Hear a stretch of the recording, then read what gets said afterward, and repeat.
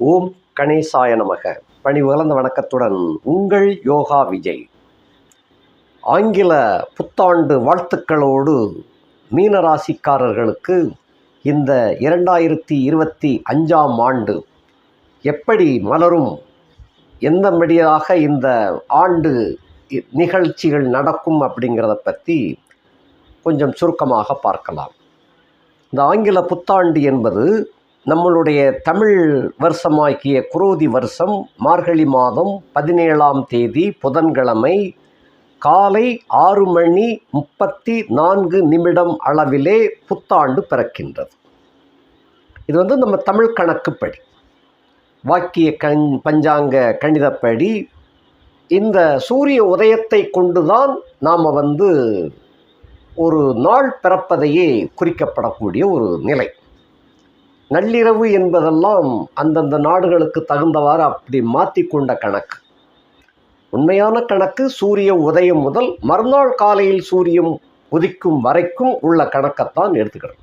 காலையில் சூரியன் உதித்த உடனே காலை, மதியம் 12 மணி ஆகும் பொழுது நண்பகல், பின்ன பிற்பகல், மாலை, மாலை கழிஞ்ச பின்ன முன் இரவு, நடு ஜாமத்தை அதாவது நள்ளிரவு 12 மணியை 11:30 டு நள்ளிரவு 12:30 மணி வரைக்கும் நள்ளிரவு. அதன் பின் வரக்கூடிய இரவை பிற்பகல் எப்படின்னு சொல்கிறோமோ அதுபோல் பின் இரவு அப்படின்னு வச்சுக்கணும். இதான் அந்த காலத்தில் ஏடுகளில் எழுதப்பட்டிருக்கு. அப்படி கணக்கெடுக்கிற போது சூரிய உதயம் அதாவது 6 மணியாக பொதுவாக காமனாக வச்சுக்கிறது வழக்கம். ஜாதகம் எழுதும்போது அப்படி எழுத முடியாது.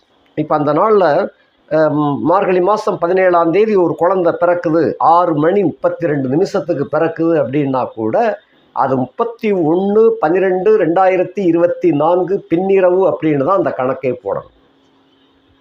36:33 தான் கணக்கே வருதுன்னா கூட அந்த கணக்கு பின்னிரவுன்னு தான் போடணும்.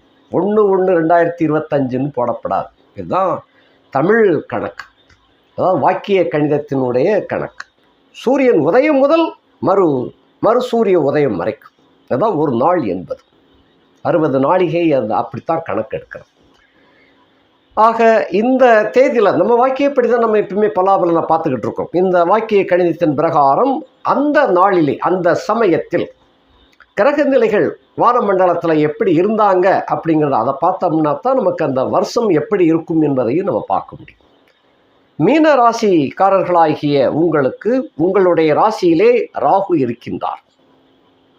உங்களுடைய 2ஆம் வீடு சுத்தமாக இருக்குது. 3ஆம் இடத்திலே உங்களுடைய ராசி நாயகன் குரு பகவான் வக்கரத்தில் இருக்கின்றார். ஆண்டின் தொடக்கத்திலே உங்களுடைய நாயகன் வக்ரமாக இருக்கின்றார். 4ஆம் வீடு எந்த கிரகம் இல்லை, சுத்தமாக இருக்கின்றது. 5ஆம் இடத்துல கடக செவ்வாயாக அந்த செவ்வாய் வக்ரமாகி இருக்கின்றார். நீச்ச செவ்வாய், கடக நீச்ச செவ்வாய் வக்ரமாக இருக்கின்றார். 6ஆம் வீடு சுத்தமாக இருக்கின்றது. 7ஆம் இடத்துல அரவு என்று சொல்லக்கூடிய கேது அங்கே இருக்கின்றார் கன்னியில். 8ஆம் வீடு சுத்தம், 9ஆம் வீடு சுத்தம். 10ஆம் இடத்துல ராஜா கிரகமாகிய சூரியன், சந்திரன், புதன் அங்கே வீற்றிருக்கின்றார்கள். 11ஆம் வீடு சுத்தமாக இருக்கிறது. 12ஆம் இடத்திலே சுக்கிரனும் சனியும் ஒன்று கூடி இருக்கின்றார்கள். இந்த சுக்கிரனும் சனியையும் கணவன் மனைவி போல அப்படின்னு பொதுவாக சொல்கிறது உண்டு. அந்த மாதிரி 2 பேருமே ஒன்று கூடி இருக்கின்றார்கள். உங்கள் வீட்டுக்கு 12ஆம் இடத்துல அவங்க இருக்கிறாங்க. அதில் அந்த சனி என்பவர் ஆட்சி மூலத்திரிகோணமாகவும் சுக்கிரன் நட்பாகவும் இருக்கின்றார். இந்த சீன் தான் அந்த நிலையில் வானமண்டலத்தில் காட்சி கொடுக்கக்கூடிய சீன். அந்த திதி என்பது அந்த காலகட்டத்தில் துவிதியை திதியாக இருக்கும். உத்திராடம் நட்சத்திரம் 1ஆம் பாதத்தில் சந்திரன் சஞ்சாரம் செய்து கொண்டு இருப்பார். இந்த நிலை மீன ராசியிலே பிறந்த உங்களுக்கு என்ன பலன்களை கொடுக்கப் போகின்றார் என்பதை பற்றி பார்க்கலாம். முதல்ல வருஷப்படியே பார்த்துடலாம். உங்கள் ராசி மீனம். மீன ராசியில் ராகு இருக்கின்றார். அவர் கொஞ்சம் இப்போ அதாவது 1/1/2025 அது பின்ன ஒரு 4 மாதம் கழித்து அந்த ராகு கும்பத்துக்கு இறங்கிடுவார். அதாவது பின்னோக்கிய பயணத்தில் அவர் கும்பத்துக்கு போயிடுவார். அதே சமயத்தில் கேது உங்களுடைய ராசிக்கு 6ஆம் இடத்துக்கு வந்துடுவார். இவர் தலை, அவர் வால். இந்த தலை 12க்கு போயிடுச்சுன்னு சொன்னால் வால் 6ஆம் இடத்துக்கு போய் உட்கார்ந்துருவார். இது வந்து ஒரு நல்ல சீன் அப்படின்னு எடுத்துக்கிடலாம். அடுத்தபடியாக ராசி நாயகன் என்பவர் வந்து 3ஆம் இடத்துல வக்கரித்து இருக்கிறாரு. இந்த வக்கரம் கழிந்து அது பின்ன அதிசார ஓட்டமாக நேர்கதி பயணத்தில் போய் கிட்டத்தட்ட இவரும் ஒரு 5 மாதம் கழித்து உங்கள் வீட்டுக்கு 4ஆம் இடத்துக்கு பயணப்பட்டு விடுவார். இதே போல் செவ்வாயானவர் வந்து ஏப்ரல் மாதத்தில் ஏற்கனவே போட்டிருக்கிறேன், செவ்வாய் உக்கர செவ்வாயின் வக்கர செவ்வாய் அப்படிங்கிறதெல்லாம் போட்டிருக்கிறேன். அதன்படி 7/4/2024 அதுக்குள்ள மிதுனத்துக்கு போய் மறுபடியும் கடகத்துக்கே வந்துடுறார். இந்த மாதிரி சூழ்நிலை. இதுக்கிடையில் சூரிய சந்திர புதன்கள் வந்து அப்பப்போ மாதம் மாறி போய்கிட்டே இருப்பாங்க. சுக்கிரனும் மாறி போய்கிட்டு இருப்பாங்க. இந்த 1/1/2025 அந்த தேதியில் சுக்கிரனும் சனியும் கூடியிருக்கிறாங்க. பட் சனி அங்கே தான் இருப்பார். சனி இந்த ஆண்டு முழுவதும் சனி கும்பத்தில் தான் இருப்பார். உங்களுக்கு ஜென்மச்சனியாக இப்பொழுது இல்லை. அதை முதல்ல உறுதியாக நினச்சிக்காங்க. ஜென்மச்சனி என்பது வந்து 2026ஆம் ஆண்டு மார்ச் மாதம் ஜென்மச்சனி வருது. அது வரைக்கும் ஜென்மச்சனி கிடையாது, விரயச்சனி ஆக நடந்து கொண்டு இருக்கும். அதிலும் உங்களுடைய ராசி நாயகனாகிய குருவின் சாரத்தில் 15/3/2025 பயணப்படுவார். அது ஏற்கனவே வீடியோ வெளியிட்டிருக்கிறேன். அந்த பூரட்டாதியில் பிறந்தவங்க, மீனராசியில் பூரட்டாதி 4ஆம் பாதத்தில் பிறந்தவர்களுக்கு சில தாக்கங்கள் இருக்கும்னு ஏற்கனவே போட்டிருக்கு. மற்றபடி உத்திரட்டாதி ரேவதி நட்சத்திரக்காரர்களுக்கு இது வந்து யோகமாகத்தான் விளங்கும். ஆக இந்த மாதிரி சீன் இருக்கின்றது. இப்போ நம்ம வரிசையாக பார்க்குறோம்னா ராசியில் வந்து அதாவது குழந்தை பிறக்கிறச்சே என்னென்ன கிரகங்கள் எப்படி இருந்தாங்கன்னு தான் கணக்கை தவிர அது பின்ன அவங்க சஞ்சாரம் பண்ணி ஒவ்வொரு வீடாக மாறி மாறி போய்கிட்டு இருப்பாங்க. அந்த கணக்கை வந்து கொண்டு வரக்கூடாது. பட்சே நம்ம வந்து இந்த வருஷம் எப்படி இருக்குது அப்படிங்கிற கணக்குக்காகத்தான் இப்போ உங்களுக்கு விளக்கமாக சொல்லி. இப்போ நம்ம வந்து ராசியில் ராகு இருக்கின்றார். இவர் இந்த ராகு வந்து அடுத்து 12ஆம் இடத்தை நோக்கிய பயணத்தில் பக்கத்தில் இருக்கிறார். கிட்டத்தட்ட உங்களுடைய ராசியை கடந்து அவர் பின்னோக்கிய பயணம். அதனால் கிட்டத்தட்ட 75% கடந்து வந்துட்டார். இன்னொரு 25% கடந்தாச்சுன்னு சொன்னால் அவர் 12ஆம் இடத்துல போய் செட்டில் ஆயிடுவார் சனியோடு. அதோடு ராசி நாயகன் வந்து 3ஆம் இடத்துல வக்கரமாகி இருக்கின்றார். ஒரு 4ஆம் இடத்துக்கு போவார். இப்போ இந்த பலன்களை என்னன்னு பார்ப்போம். உங்களுடைய நிலைமை 3ஆம் இடத்திலே ராசி நாயகன் இருந்ததனாலும் ராசியிலே ராகு இருந்ததனாலும் சில முடிவுகள் வந்து தீர்மானமாக எடுக்க முடியாத சூழலிலே இருந்தீர்கள். உதாரணமாக படிப்பு, குழந்தைகளுக்கு படிப்பு இந்த ஸ்கூலா அந்த ஸ்கூலா. இப்போ ஆரம்பத்தில் இப்போ பள்ளிக்கூடத்தில் பிள்ளைகளை கொண்டு போய் சேர்க்க போகிறீங்க அப்படின்னு சொன்னால் அந்த மீனராசி பிள்ளைகள் அந்த அவங்கள வச்சு தான் அந்த கணக்கு. அந்த சபலம், அந்த சலனம், சபலம் அல்ல சலனம், இந்த ஸ்கூலில் சேர்த்தனா இருக்குமா அந்த ஸ்கூலில் சேர்த்தனா இருக்கும். இந்த மாதிரி ஒரு சலனம் இருந்து கொண்டு ஆசிலேஷன் ஆங்கிலத்தில் சொல்லுவாங்க இல்லையா, இங்கிட்டும் இல்லாமல் அப்படிங்கிற அந்த நிலை வந்து இருந்து கொண்டு இருக்கிறது. இப்போ இந்த ஆண்டில் ஏப்ரல், அந்த மார்ச் ஏப்ரலில் கொண்டு போய் சேர்க்கணும். அப்போ இந்த சஞ்சலம் வந்து மாறிவிடும். ஒரு தீர்மானத்துக்கு வந்துடுதீங்க, இந்த ஸ்கூல் தான் அதெல்லாம் என்னென்ன இருக்கும் அப்படின்னு விசாரித்து தெரிஞ்சு அந்த ஸ்கூல் நல்ல ஸ்கூலில் கொண்டு போய் சேர்த்துருந்தீங்க. இது கண்டிப்பாக கிடைக்கும். நிறைய ஸ்கூல்களில் வந்து டொனேஷன் வாங்கி சேர்க்குறாங்க, அந்த மாதிரிலாம் இருக்குது. இப்போ நீங்கள் உங்களுக்கு வந்து டொனேஷனே இல்லாமல் கிடைக்கக்கூடிய ஒரு அரிய வாய்ப்பாக இது மலர். அடுத்தபடியாக மீனராசியிலே பிறந்த பிள்ளைகள், மாணாக்கர்கள், மாணவிகள் இவங்களாம் எப்படி படிப்பாங்க அப்படின்னு சொன்னால் இதுவரையிலும் இருந்து வந்த கல்வியை விட முன்னேற்றமாக கல்வியில் வந்து முன்னேற்றம் காணப்படும். இந்த படிப்பு வந்து இது வரைக்கும் ஓரளவு நல்லா இருந்துச்சு. பொதுவாக மீனராசிக்காரங்கள்லாம் படிப்பில் எப்பயுமே கெட்டிக்காரங்களாக தான் இருப்பாங்க. மீனராசி மீனலக்கணத்திலே பிறந்தவர்களெல்லாம் படிப்பில் வந்து கல்வியில் வந்து அவங்கள பெரும்பாலும் மிஞ்ச முடியாது. அதாவது ஓஹோ அப்படின்னு வராவிட்டாலும் கூட மோசம் அப்படின்னு எந்த மீனராசி பிள்ளைகளையும் சொல்ல முடியாது, எந்த மாணவனையும் எந்த மாணவியையும் சொல்ல முடியாது. 7.5 நடந்தாலும் கூட கல்வியில் வந்து கவனச்சிதறல் ஏற்படாமல் அவங்களுடைய படிப்பு வந்து நல்லபடியாகவே இருக்கும். எவ்வளவு கெட்ட நண்பர்கள் நண்பிகள் கூட இருந்தாலும் கூட மீனராசியிலே பிறந்தவர்கள் தனித்துவமாக அவங்க இருப்பாங்க. எதுலேயும் அந்த கல்விக்கு இடையூறு இல்லாமல் எப்படி செய்யணும் அப்படி பார்த்துக்குவாங்க. அந்த மாதிரி ஒரு மிகைப்படுத்தப்பட்ட ஒரு ஆராய்ச்சி தன்மை, ஒரு அறிவுத்தன்மை அந்த மீனராசி பிள்ளைகளிடமெல்லாம் குடிகொண்டிருக்கும். அடுத்தபடியாக இந்த வேலை வாய்ப்பு அப்படின்னு எடுத்துக்கிட்டோம்னு சொன்னோம்னா 3ஆம் இடத்துல ராசி நாயகன் இருக்கின்ற வரைக்கும் வேலை வாய்ப்பும் சலனமாகத்தான் இருந்தது. வேலை கிடைக்கிறது போல இருந்துச்சு, கிடைக்காமலே போயிடுச்சு. இந்த போட்டித் தேர்வுகள்லாம் எழுதி பாஸ் பண்ணாலும் கடைசி நேரத்தில் வந்து கைவிட்டுருச்சு. இந்த மாதிரி தான் இருந்துக்கிட்டு வந்துச்சு. ஆக இந்த ராசி இப்போ சனி வந்து 7.5 சனி பிடிச்சிருச்சு அதனால தான் இப்படின்னு சில பேர் நினைப்பீங்க. லக்னேசன் 3ஆம் இடத்துல போய் இருந்ததுனால அந்த பிடி வந்து கிடைக்காமே நழுவிக்கொண்டு இருந்தது. ஜான் ஏர்னா முளம் வழுக்குது அப்படின்னு சொல்லுவாள் இல்லையா, அது போலத்தான் இருந்துச்சு. அந்த போட்டி தேர்வுகள்லையும் சரி, ஒரு கம்பெனியில் வேலை கிடைப்பதும் அந்த மாதிரி இருந்துச்சு. கடைசி நேரத்தில் இன்டர்வியூவில் வந்து ஏதாவது ஒரு மிஸ்டேக் பண்ணி அதில் வந்து கிடைக்காமலே போயிடுச்சு. சாதாரண வேலைகள் வந்து கிடைச்சி பார்த்துக்கிட்டு தான் இருப்பீங்க, அதில் ஒன்றும் பிரச்சனை இல்லை.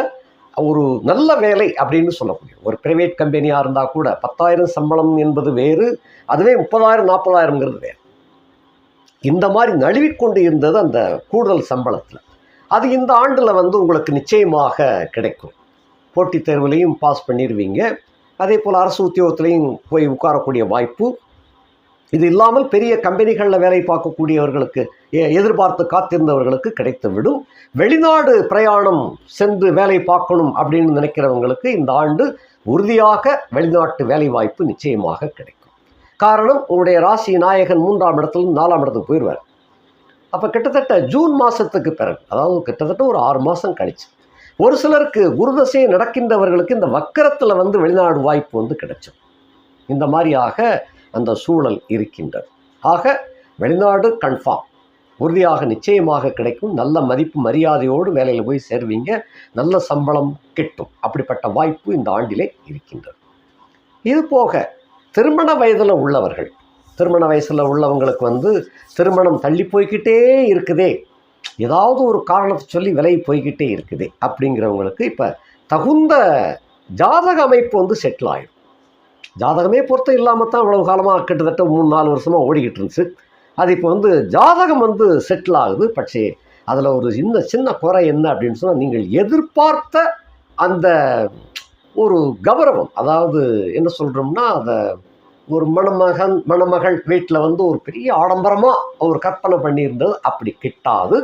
நிதானமான நடுநிலையோடு அந்த மாதிரியான ஒரு வரன் செட் ஆகக்கூடிய ஒரு வாய்ப்பு. அதே சமயத்தில் வாழ்க்கை வந்து திருமணத்திற்கு இந்த ஆண்டில் திருமணம் செய்து நல்ல சந்தோஷமாக வாழக்கூடிய ஒரு வாய்ப்பை இந்த ஆண்டு உங்களுக்கு வழங்கும். நான் திருமண பொருத்தம் இல்லாமல் கல்யாணம் பண்ணின நைட்லேயே தகராறு, மறுநாள் அதுக்கடுத்து தகராறு முத்தி போய் கடைசியில் வாழ்க்கையே வேண்டாம் டைவர்ஸ் அப்படிங்கிற கணக்கில் நிறைய பேர் ஓடிக்கிட்டு இருக்கிற இந்த காலகட்டத்தில் மீனராசியிலே பிறந்தவர்களுக்கு இந்த ஆண்டில் நல்ல சரியான பொருத்தம், ஜாடிக்கேற்ற மூடி அப்படிமா ஜாதக ரீதியாக நான் சொல்கிறேன். ஜாடிக்கேற்ற மூடி வந்து அந்த கௌரவத்திலையும் ஸ்டேட்டஸ் அப்படின்னு சொல்லுவாங்க இல்லையா, அந்த ஸ்டேட்டஸ்லேயும் சில பேர் பார்ப்பீங்க. அதெல்லாம் ரொம்ப தடுமாறிக்கிட்டே வந்துச்சு. ஜாதகம் வந்து ஒத்து வராமையே போய்கிட்டு இருந்துச்சு, ரெண்டும் தகராறு பண்ணிக்கிட்டு இருந்துச்சு. இப்போ கிட்டத்தட்ட எல்லாமே ஒத்து வரும். அந்த ஸ்டேட்டஸுங்கிற கணக்கில் வந்து நீங்கள் எதிர்பார்த்ததை விட ஒரு 10-30% கம்மியாகத்தான் இருக்கும். பட்சே வாழ்க்கை சிறப்பாக இருக்கும். தகராறு இல்லாத வாழ்க்கை, நிம்மதியான வாழ்க்கை, இப்படித்தான் பார்க்கணும்.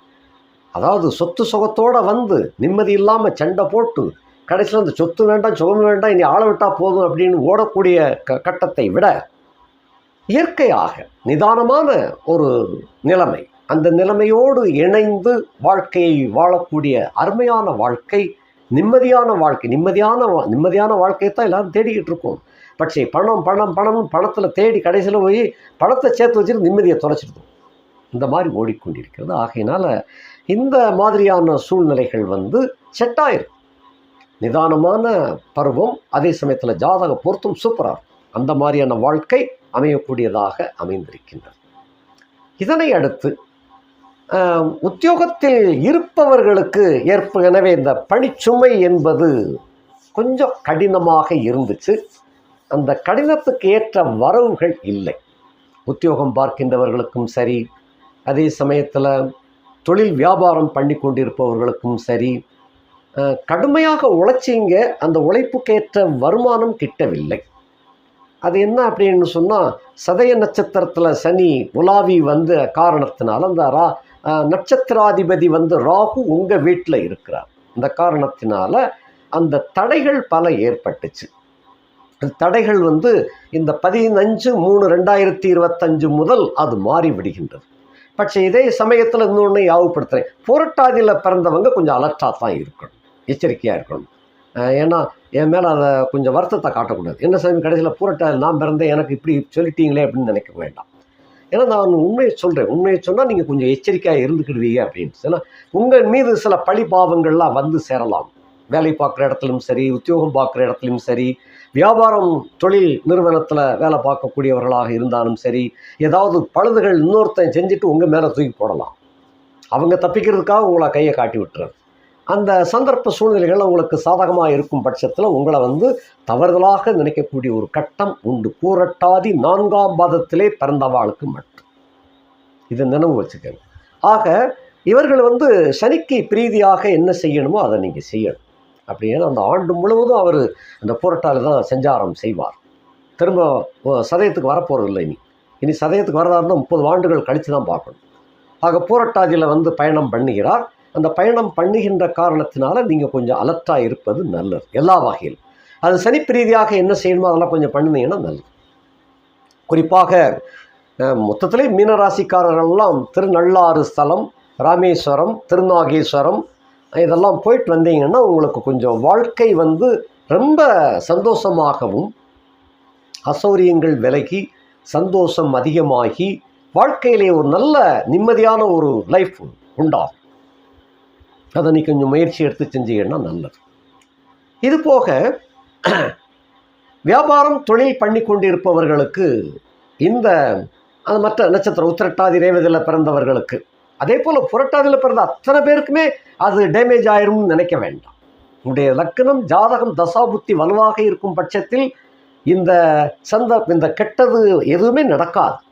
உங்களுக்கு மேலும் மேலும் யோகமாகத்தான் இருக்கும். அது போக அஷ்டவர்க்க ஜாதகம் போட்டு பார்த்தீங்கன்னா அதில் வந்து ஏர்கால அதாவது ஏககால பேரிகை யோகம்னு சொல்லுவோம். அப்படிப்பட்ட பரல்கள் அமைஞ்சிருந்துச்சு அப்படின்னு சொன்னால் 7.5 சனி, அட்டமச்சனி, கண்டச்சனி, அர்த்தாசனி எந்த சனி வந்தாலும் ஒன்றும் இல்லை. எந்த கிரகங்கள் எந்த வீட்டுக்கு போனாலும் உங்களுக்கு எந்த விதமான சிரமங்களும் கிடையாது. அது நிறைய பேருக்கு அப்படி அமைகிறதுக்கு வாய்ப்பு இல்லை. அந்த யோகம் பண்ணிய முன் ஜென்மத்தில் புண்ணியம் பண்ணியவர்களுக்கு அந்த மாதிரி கிட்டும். அது வந்து ஜாதகத்தில் அஷ்டவர்க்கம் போட்டிருக்கான்னு பாருங்கள். பார்த்தீங்கன்னு சொன்னால் 4 வீடுகளாக பரல்களை கூட்டி போட்டு பார்த்தீங்கன்னா ஃபஸ்ட்டு செகண்டு தேர்டில் வந்து ஃபஸ்ட்டை விட செகண்டு கூடணும், செகண்டை விட தேர்டு கூடணும், 3ஆவது லைஃப் அப்படி இருந்துச்சுன்னு சொன்னால் அது ஏககால பேரிகை யோகம் பேர்.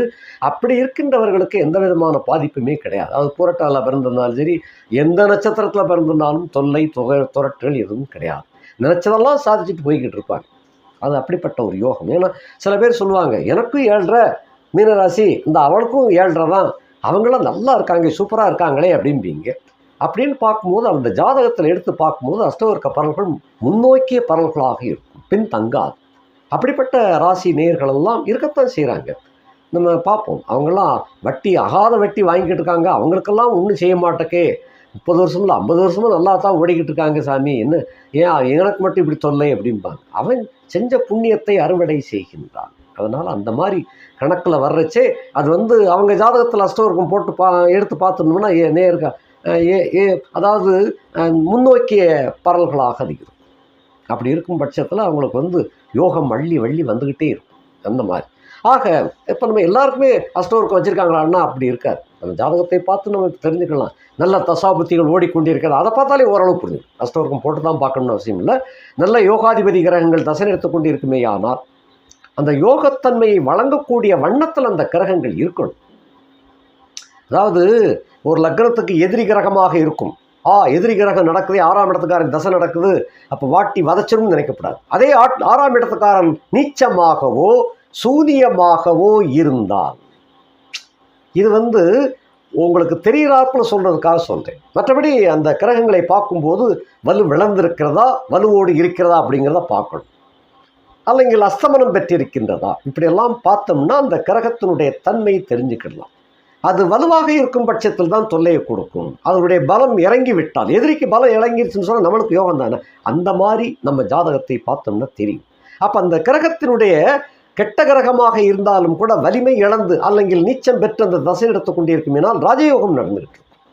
கெட்டவன் கெட்டிடில் கெட்டிடும் ராஜயோகம் என்ற கணக்கில் அது ஓடும். ஆகையினாலே இவைகளெல்லாம் ஜாதகத்தை அலசி ஆராய்ந்து பார்த்துக்கணும். மீனராசி ஒட்டுமொத்தமாக இப்படித்தான் இருக்கும்னு நினச்சிடக்கூடாது. புரட்டாதியில் பிறந்தவங்களுக்கு எல்லாருமே இப்படி தான் இருக்கும்னு நம்ம நினைச்சிடக்கூடாது. ஆக ஜாதகத்தினுடைய வலிமை, பலவீனம், பலம், பலத்தை பார்த்து அது முடிவு செய்து கொள்ள வேண்டும். அடுத்தபடியாக என்ன அப்படின்னு சொன்னால், வியாபாரம் தொழில் சம்பந்தப்பட்டவர்களுக்கு இந்த ஆண்டில் அதாவது ஓர்டர்கள் நிறையா கிடைக்கும். உங்களுக்கு வீட்லேயும் சரி, உங்களுடைய அலுவலகத்திலையும் சரி, நிம்மதியாக உட்கார்ந்து சாப்பிடக்கூட முடியாத அளவுக்கு வேலை வாய்ப்புகளும் தொழில் வாய்ப்புகளும் அதிகமாகி கொண்டு தான் வரும். சனி இன்னும் உங்களுடைய ராசிக்குள்ளே வரல, நல்லா ஞாபகம் வச்சுக்கோங்க. நீங்கள் வாட்டுக்கு ஜென்மச்சனின்னு நினச்சி புலம்ப வேண்டாம். சனி உங்களுடைய ராசிக்குள் இந்த ஆண்டு கண்டிப்பாக கடைசி வரைக்கும் கிடையாது, இந்த ஆண்டு முழுவதும் வரைக்கும். ஆகையினாலே 7.5 சனி ஜென்மச்சனி இல்லை. ஸோ இந்த ஆண்டில் தொழில் வளம், வியாபார வளம் அதிகமாக இருக்கும். நீங்கள் செய்து கொடுக்க முடியாத அளவிற்கு இருக்கும். என்ன அப்படின்னு சொன்னால், அந்த தொழிலாளர்கள் அங்கங்கே நிறைய இருந்தாலும் கூட அப்பப்போ லீவ் போட்டு உங்களை மண்டையை காய வைப்பாங்க. அதைத்தான் நீங்கள் மண்டையை போட்டு பிச்சுக்கிட்டு இருக்கணும். அதனால தான் சாப்பிடக்கூட நேரம் இருக்காது. வரவுகள் கொண்டு தான் இருக்கும். அதையும் சொல்லிடுறேன். 12ஆம் இடத்திலே உள்ள சனி அள்ளி கொடுப்பார். ஆட்சி மூலத்திரிகோண சனி. ஆகையினால வரவுகள் தாராளமாக கொண்டிருக்கும். நீங்கள் நினைத்ததை விட, எதிர்பார்த்ததை விட 3 பங்கு 4 பங்கு வரவுகள் கொண்டிருக்கும். ஆகையினாலே சாப்பாட்டை நீங்கள் மறந்துடுவீங்க. சாப்பாடு, தாம்பத்திய சுகம், அது இது எல்லாம் மறந்துடுவீங்க. கடைசியில் நீங்கள் 8 மணி 10 மணிக்கு தூங்க போகிறோன்னா 12:30 ஆயிரம் படுக்கும். இந்த மாதிரி உங்களுக்கு இந்த சனியினுடைய ஆட்டம் அந்த மாதிரி கொடுக்கும். பணத்தை தானே வரவு வல்லன்னு திண்டாடுறீங்க, இந்த பணத்தை அள்ளி வீசுறேன் அப்படின்னு வீசிடுவார். இது நல்ல யோகம். ஜென்மச்சனி வரும்போது நீங்கள் செலவழிக்கிறதுக்கு தோதாக இப்போ அள்ளி கொடுத்துருவார். இது தெரியாமல் தான் வர்றதை புறம் செலவழிச்சிடக்கூடாது. கடன்களை அடைங்க. கடன்கள் அடையக்கூடிய வாய்ப்பு இருக்குது. ஆகையினால கடன்களை அடைங்க. அடைச்சின்னு சொன்னால் அடுத்து சேமிப்புகளும் வந்துடும். அந்த ஜென்மச்சனி வரும்போது அருமையாக உங்கள் லைஃப்பை ஓட்டலாம். ஆகையினால ஆடம்பரத்துக்குள்ளே போயிடாமல் பணத்தை சேர்த்து வைக்கிறதுக்கு பாருங்கள். ஏன்னா அடுத்த சனிப்பயிற்சி வரும்போது 2026 மார்ச் மாதத்துக்கு பின் வரக்கூடிய ஜென்மச்சனியில் நீங்கள் சந்தோஷமாகவே இருக்கலாம். அந்த நிலைமை இப்போவே உங்களுக்கு இறைவன் கொடுத்து அருளுகிறார். அதை பக்குவமாக பயன்படுத்திக்கங்க. அந்த மாதிரி இருக்கட்டும். அடுத்தபடியாக திருமண வாழ்க்கையில் உங்களுக்கு ஜோலிகள் இப்போ நிறைய இருக்குதுங்கிறதுனால அப்பப்போ அந்த காதல் சீன் வாய்ப்புகள்லாம் நிறையா வரும். திருமணமானவர்களும் சரி, திருமணம் ஆகாதவர்களுக்கும் சரி, இந்த பெண்களுடைய காதல் அப்பப்போ ஃபோன் கால்கள் அல்லது நேரடியாகவே வரும். இவைகள் இதுலேயும் ஒரு சின்ன சூட்சுமம் இருக்குது. நீங்கள் ஏற்கனவே ஒருத்தையை காதலிக்கிறீங்க அப்படின்னு சொன்னால் காதலியுடைய காதலி உங்களுக்கு சோதனையை கொடுப்பான். இந்த மாதிரி எல்லாம் இருக்குது. கொஞ்சம் கவனமாக இருந்துக்கங்க. ஏன்னா 7ஆம் இடத்துல கேது அமர்ந்து வியாழம் பார்த்துட்டு இருக்காரு. அந்த கேது அடுத்தபடியாக அவர் 6ஆம் இடத்துக்கு போயிடுவார். அந்த குரு ஆட்டோமேட்டிக்காக 4ஆம் இடத்துக்கு போயிடுவார். ஸோ 2 பேருக்கும் சம்பந்தம் இல்லாமல் போயிடும். இந்த குருவைத்தான் கேது பார்ப்பார், பின்னோக்கிய பார்வையில் பார்ப்பார். ஆகையினால காதலியோட காதலி சோதிச்சு பார்ப்பா. என்ன உங்களுக்கு நீங்கள் காதலிக்கிறவளை விட்டுட்டு நீங்கள் அவளை காதலிக்குங்கிற கணக்கில் வரும். ஆகையினால கொஞ்சம் ஏமாந்து போயிட வேண்டாம். இதெல்லாம் உங்களுக்கு எச்சரிக்கையாக முன்கூட்டி சொல்கிறேன். அதே போல் மனைவியின் தோழியும் கூட உங்களை நேசிக்கக்கூடிய வகையில் வரலாம். இதுவும் ஒரு முக்கியமான குறிப்பு. ஏன்னா திருமணமாகி குழந்தைகளோடு இருப்பீங்க, இல்லை குழந்தைய பேர் எதிர்பார்த்துக்கிட்டு இருப்பீங்க. இந்த காலகட்டத்தில் அந்த மனைவியினுடைய தோழி அல்லது தோழியினுடைய தோழி இந்த மாதிரி ஏதோ ஒன்று சுற்றும் வலை. இந்த வலைக்குள்ளே நீங்கள் மாட்டிக்கிடாமல் பார்த்துக்க. இது ஒரு முக்கியமான சமாச்சாரம். ஏன்னா இந்த ஆண்டு, அந்த 2025ஆம் ஆண்டு உங்களுக்கு இந்த சோதனைகளெல்லாம் வரத்தான் செய்யும். அதில் போய் கவுந்துட்டு நல்ல அருமையான மனைவியை விட்டுண்டு இன்னொரு பெண்ணிட்ட போய் மாட்டிக்கிடக்கூடாது. கொஞ்சம் கவனமாக இருப்பது. ஏன்னா இதைத்தான் அந்த 7.5 விரைய 7.5 அப்படிங்கிறது கொஞ்சம் சலம்பல் உண்டு பண்ணுவார். சொல்கிறாங்க இல்லையா, சலம்பிருச்சியா 7.5 விளையாண்டுட்டுருச்சியா அப்படிம்பாங்க. நீங்கள் உஷாராக இருந்தால் அதுக்கு 7.5 விளையாட போகுது. அதனால கொஞ்சம் கவனத்தோடு இருங்கள். அதே போல் நண்பனுடைய நண்பருக்கு ஏதாவது ஒரு உதவி வேணும் அப்படின்னு சொன்னால், கடன் உதவி அப்படின்னு கேட்டு வந்தாங்கன்னு சொன்னால், கடனாக கொடுப்பதை விட, ஒரு உதாரணத்தை சொல்கிறேன், 10,000 ரூபா கேட்டு வர்றாரு கடன், நண்பன் சிபாரிசு பண்ணுறாரு. ஏன்ப்பா என்கிட்ட இல்லைப்பா, நீ ஒரு 10,000 ரூபா கொடுத்து வதப்பா, நாளைக்கு தந்துடுவார் அப்படிங்கிறார். கட்டாயம் திரும்ப வராது.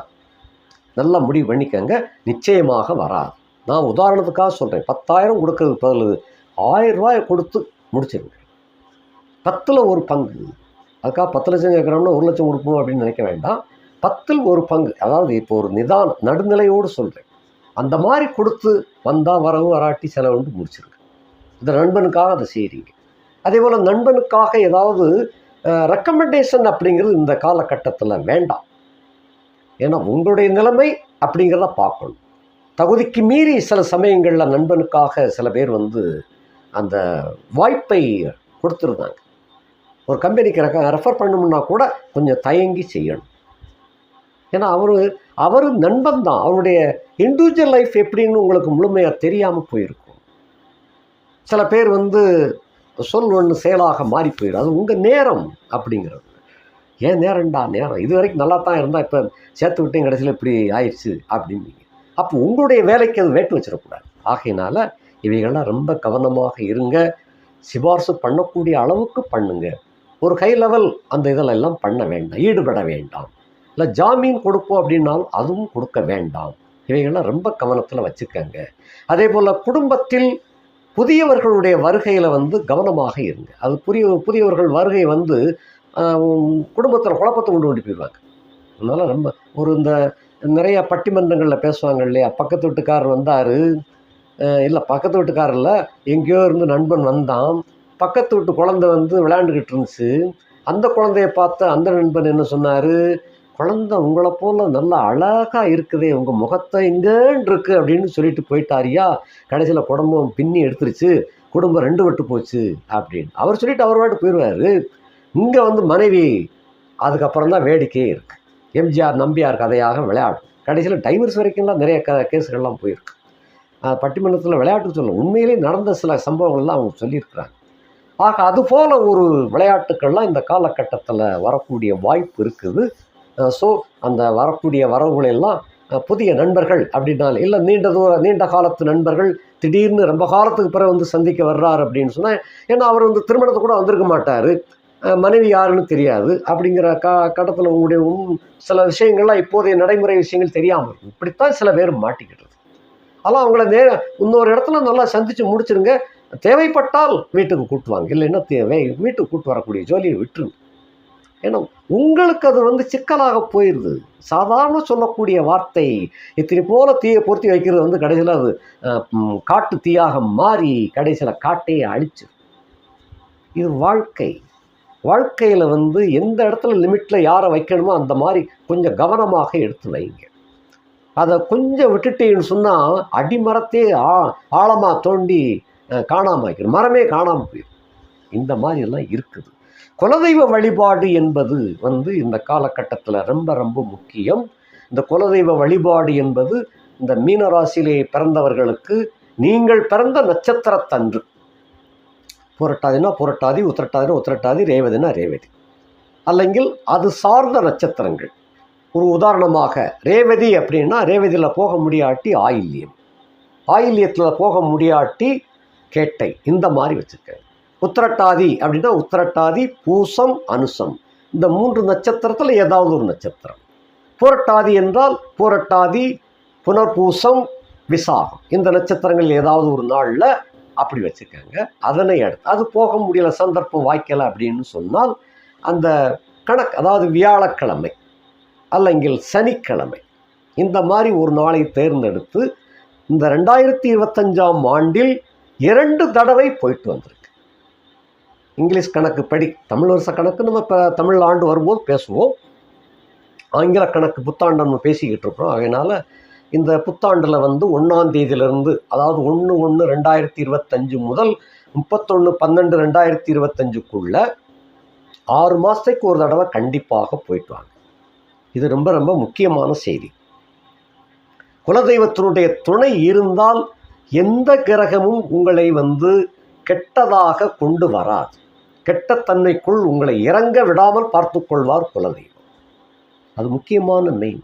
நீங்கள் என்னென்னமோ பரிகாரம் பண்ணுறதை விட குலதெய்வத்தை குளிர வச்சேன்னு சொன்னாலே போதும்.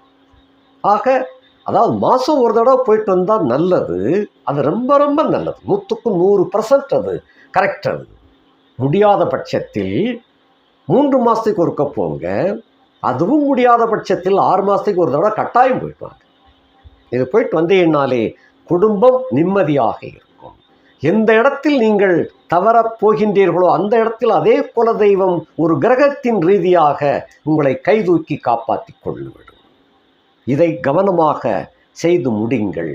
அது போக இதெல்லாம் தாண்டி இது எப்போதும் செய்யுங்க. திருநள்ளாறு அப்படிங்கிறத வருகிற மார்ச் 30ஆம் தேதிக்குள்ள ஒரு முறை திருநாகேஸ்வரம், திருநள்ளாறு, தேவிப்பட்டணம், ராமேஸ்வரம் இந்த மாதிரி போயிட்டு வாங்க.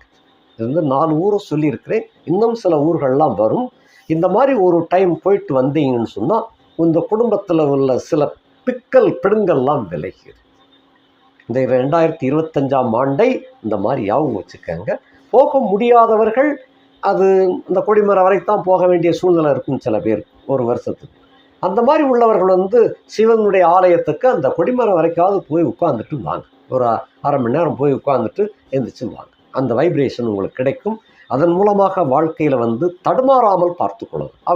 அவங்க குலதெய்வத்துக்கும் போக முடியாது. அப்படிப்பட்டவர்கள் சிவன் ஸ்தலத்துக்கு, கொடிமரம் உள்ள சிவன் ஸ்தலத்துக்கு போங்க. கொடிமரம் வரைக்கும் போகலாம், அது வரைக்கும் தான், அதுக்கு அடுத்து போகக்கூடாது. அது வரைக்கும் போய் இருந்துட்டு ஒரு 1/4 மணி நேரமோ 1/2 மணி நேரம் உட்காந்து எழுந்துட்டு வாங்க. அந்த வைப்ரேஷன் உங்களுக்கு கண்டிப்பாக கிடைக்கும். அந்த குலதெய்வத்தை அங்கே போய் நினைங்க, தப்பில்லை. அப்படி நினைச்சீங்கன்னாலும் ஈசன் உங்களுக்கு நல்லபடியாக நல்ல அருள் கொடுப்பார். ஆக இந்த மாதிரியாக நடந்து கொள்ளுங்கள். பெண்கள் விஷயத்தில் ரொம்ப கவனமாக இருந்துக்கங்க. கிடைச்சது ஓகே அப்படின்னு போய் விழுந்துடக்கூடாது. ரொம்ப கவனமாக இருந்தேன்னு சொன்னால் வாழ்க்கையில் எல்லோருமே உங்களுக்கு சாதகமாக விளங்குவார்கள். இந்த ஆண்டு மிகவும் ஒளிமயமானதாக விளங்கும். ஒரு 5% தான் உங்களுக்கு சிக்கல். மற்றபடி எந்த சிக்கல்னா 95% இந்த ஆண்டு உங்களுக்கு உயர்ந்த தரமான ஒரு வாழ்க்கையை, ஆனால் பொன்னும் பொருளும் நிறைய கிடைக்கின்ற ஒரு வாழ்க்கையை, மண்ணும் பொன்னும் பொண்ணும் 3மே கிடைக்கும் இந்த ஆண்டு. அப்படி இருக்குது. அதில் சில ஒரு 5% கொஞ்சம் நீங்கள் தவற விட்டு விடலாம்னு தான் இருக்குது. நீங்கள் கொஞ்சம் கவனம் செலுத்தினீங்கன்னு சொன்னால் அதுவும் தவறாது. நான் சொன்ன யோசனைகள்லாம் கொஞ்சம் யோஜனை பண்ணி நான் சொல்லக்கூடிய கோயில்களுக்கும் கண்டிப்பாக போயிட்டு வந்தீங்கன்னா நல்லது. ஒரு தடவை உங்களுக்கு அருகாமையில் உள்ள ஒரு ஜோசிய குருக்கள்கிட்ட போய் காட்டினீங்கன்னா ஜோசியத்தில் இந்த வருஷம் எப்படி இருக்குது அப்படிங்கிறத பார்த்து சொல்லுவார். அவருடைய ஆலோசனையின்படியும் கேட்டு நடந்து கொள்ளுங்க. மீண்டும் இந்த புத்தாண்டு நல்வாழ்த்துக்களை கூறிக்கொண்டு இதை நிறைவு செய்கின்றேன். மீண்டும் அடுத்த வீடியோவில் சந்திப்போம். நன்றி, வணக்கம்.